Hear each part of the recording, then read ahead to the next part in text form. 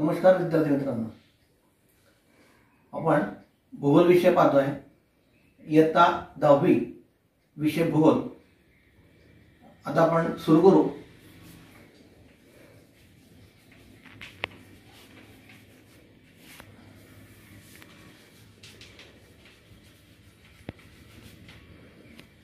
दिनांक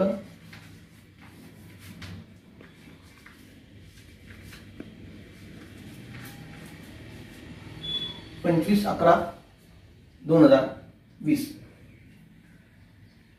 प्रकरण 8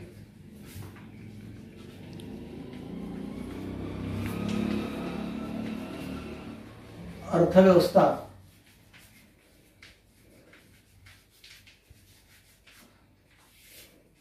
आणि व्यवसाय। आपल्या सगळ्यांना माहिती आहे की प्रत्येक माणसाला स्वतःचा चरितार्थ चालवण्यासाठी, कुटुंब चालवण्यासाठी कोणता ना कोणता व्यवसाय करावा लागतो।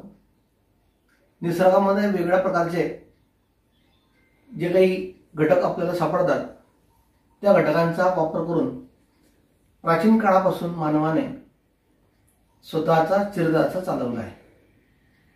पूर्वीच्या काळामध्ये स्वतःचं पोट भरण्यासाठी माणूस जंगलामध्ये हिंडत होता। फळं, वेगळ्या प्रकारचे कंदमुळं तो खात होता। त्यानंतर कालांतराने तो शिकार करू लागला। जसजशी माणसाची हळूहळू प्रगती होत गेली तसतसं माणूस वेगळ्या प्रकारचे शोध घेऊन तो व्यवसायाकडे वळला। आपल्या सगळ्यांना माहिती आहे की सर्वप्रथम त्याने शेती केली, त्यानंतर मासेमारी केली, जंगलतोड केली, प्राण्यांची शिकार केली आणि वेगळ्या प्रकारचे असे छोटे छोटे उद्योग व्यवसाय तो करू लागला। आजच्या आधुनिक युगामध्ये अन्य वेगळे जे काही व्यवसाय, ते व्यवसाय तुम्ही पाहताय, त्या व्यवसायांच्या माध्यमातून माणूस स्वतःची प्रगती करतोय, परिवाराची प्रगती करतोय, परिवाराच्या माध्यमातून समाजाची, समाजाच्या माध्यमातून गावाची, त्यानंतर राज्य, देश, जग ही संकल्पना आपल्याला माहिती आहे की जसजसं त्याची दृष्टी वाढते तसतसं विकासाचे पैलू त्या ठिकाणी वाढत जातात। आता आपण पाहतोय की अन्य 100 वर्षापूर्वी जे काही व्यवसाय होते त्याच्या व्यवसायाच्या तुलनेने अनेक व्यवसाय नवीन आले आहेत। जसं की जे काही अत्याधुनिक तंत्रज्ञान आहे, या तंत्रज्ञानाचा वापर आपण करतोय। जे आज मी तुमच्याशी बोलतोय 50-100 वर्षापूर्वी अशा प्रकारच्या पद्धती नव्हत्या। आपण घरी बसून अभ्यास करू शकतोय, घरी बसून आपण कोणता ना कोणता व्यवसाय करू शकतोय। म्हणजेच दर दिवशी नवीन शोध, नवीन संशोधन, नवीन व्यवसाय किंवा अन्य काही कल्पना त्या नावारूपास येतात आणि त्यातून माणसाची प्रगती ही साधण्याचा प्रयत्न होत आहे। माणसाचे व्यवसाय बदलत आहे, पण प्राचीन काळापासूनच्या आणि आधुनिक काळाच्या काही व्यवसायांची आपण या प्रकरणामध्ये चर्चा करणार आहोत। आता ही जी अर्थव्यवस्था आहे, आपण अर्थव्यवस्था मागच्या वर्षी पाहिली होती की अर्थव्यवस्था म्हणजे काय, अर्थव्यवस्थेचे प्रकार कोणते, भारतामध्ये कोणती अर्थव्यवस्था आहे आणि अन्य देशांमध्ये कोणकोणत्या प्रकारची अर्थव्यवस्था ही त्या देशाने स्वीकारली आहे। आता अर्थव्यवस्था जर आपण पाहिली तर अर्थव्यवस्था ही त्या देशाच्या उपलब्ध साधन संपत्तीवर, असलेल्या व्यवसायांवर आणि लोकांच्या विकासावर किंवा लोकांच्या प्रयत्नातून ती अर्थव्यवस्था स्वीकारली जाते। अर्थव्यवस्थेचे अनेक प्रमुख प्रकार आहेत, आपण ते मागच्या वर्षी पाहिले होते। त्याची थोडीशी उजळणी आपण याच्यात करणार आहोत। तर पूर्वी तुम्हाला सगळ्यांना माहिती आहे की अर्थव्यवस्थेचे साधारणतः प्रमुख 3 प्रकार पडतात। एक भांडवलशाही अर्थव्यवस्था, दुसरी समाजवादी अर्थव्यवस्था आणि तिसरी मिश्र अर्थव्यवस्था। त्यापैकी भारतामध्ये कोणत्या प्रकारची अर्थव्यवस्था आहे तुम्ही त्याचा विचार करा आणि सांगा की भारतात कोणत्या प्रकारची अर्थव्यवस्था आहे। चीनमध्ये कोणती अर्थव्यवस्था आहे आणि अमेरिकेत कोणती अर्थव्यवस्था आहे। अशा 3 प्रकारच्या देशांमध्ये वेगळ्या प्रकारची अर्थव्यवस्था आहे। इयत्ता मागच्या 8वीच्या इयत्तेमध्ये आपण त्याचा उल्लेख केला आहे, अभ्यास केला आहे आणि प्रश्नांची उत्तर सुद्धा आपण लिहिली आहेत. आता आपण पाहू या धड्यामध्ये राष्ट्रीय उत्पन्न, दरडोई उत्पन्न आणि मानवी व्यवसाय, त्यामध्ये ब्राझील आणि भारत आपण अभ्यास करणार आहोत. आपल्याला माहिती आहे की यावर्षी आपल्याला भारताचा आणि ब्राझीलचा अभ्यास आपल्याला करायचा आहे. तर ही जी अर्थव्यवस्था आहे, दोघं देशांची अर्थव्यवस्था आणि व्यवसाय याचा आपण उल्लेख करणार आहोत की कोणकोणत्या प्रकारचे उद्योग व्यवसाय या ठिकाणी केले जातात, त्यातून मिळालेलं उत्पन्न किती, विकसित देशाच्या मानाने आणि विकसनशील देशाच्या मानाने दोघांमध्ये असलेलं राष्ट्रीय उत्पन्नामधलं जी काही फरक आहे, जी तफावत आहे, ती तफावत सुद्धा आपण चर्चा करणार आहोत. 1-2 आकृत्या दिल्या आहेत, हे आलेख आहेत, काही 2-1 चार्ट आहेत, त्याचा आपण सुरुवातीला अभ्यास करू आणि आपल्या लक्षात येईल की आपण कोणत्या पोझिशनवर आहात ते. पान नंबर 52, प्रकरण 8. आकृती क्रमांक 8.1. इथे म्हटलंय, पहा बरे जमते का. आकृती पहा. या आकृतीमध्ये स्थूल राष्ट्रीय उत्पन्न म्हणजेच GNP सन 1960 ते 1916 या आकृतीमध्ये आलेख दाखवलेला आहे. आलेखामध्ये सूचीमध्ये पहा, या ठिकाणी ब्राझीलची सूची निळ्या रंगाने दिली आहे, भारताची सूची लाल रंगाने दिली आहे आणि संयुक्त संस्थाने याची सूची हिरव्या फिकट रंगाने इथे दाखवली आहे. 3 देशाचं राष्ट्रीय उत्पन्न दशलक्ष US डॉलर.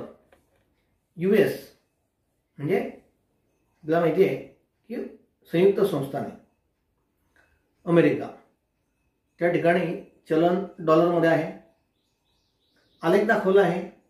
डावीकडे बघा, या ठिकाणी उत्पन्न दिलं आहे दशलक्ष डॉलरमध्ये.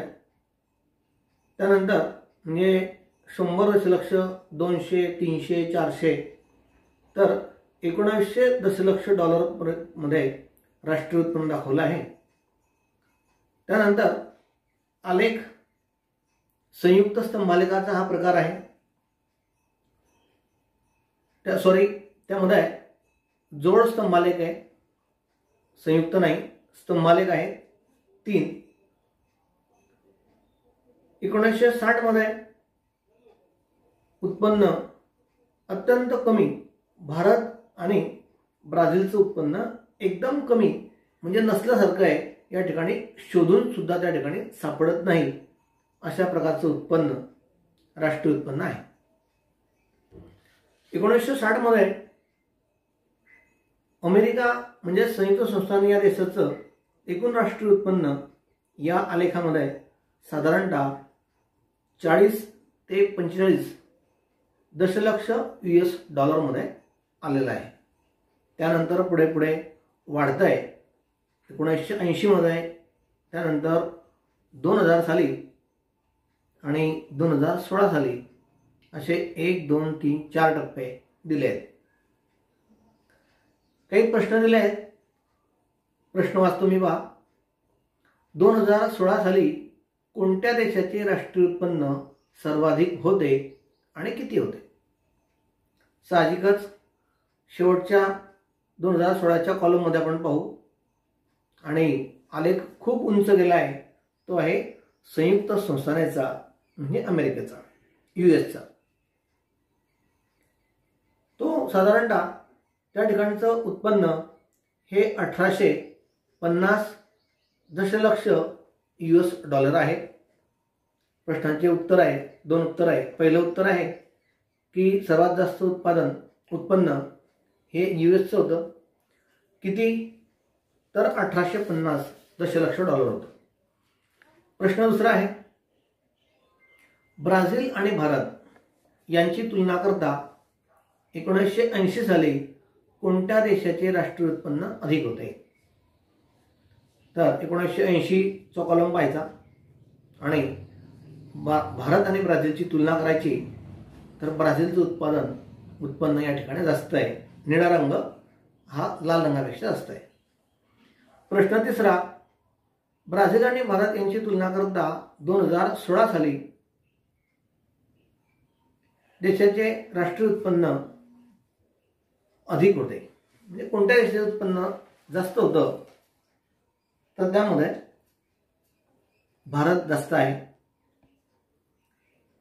पुढचा प्रश्न आहे, 2016 साली भारत आणि ब्राझील देशामधील स्थूल राष्ट्रीय उत्पन्नातील फरक सांगा. आता ही थोडीशी किचकट बाब आहे, कारण आकडेवारी खूप मोठी आहे आणि त्या आकडेवारीमध्ये आपल्याला त्याच्यात डिस्ट्रीब्युशन करायचं आहे, म्हणजे माप घ्यायचं आहे, मोजणी करायची आहे.